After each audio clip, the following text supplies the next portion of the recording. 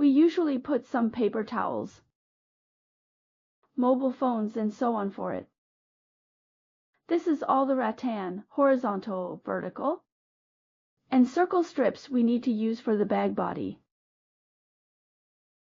Let's make the bottom part of the bag.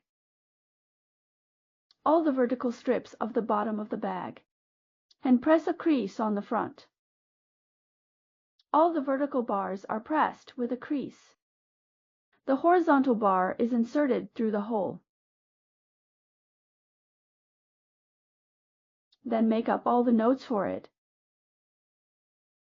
You can just weave the remaining two into it.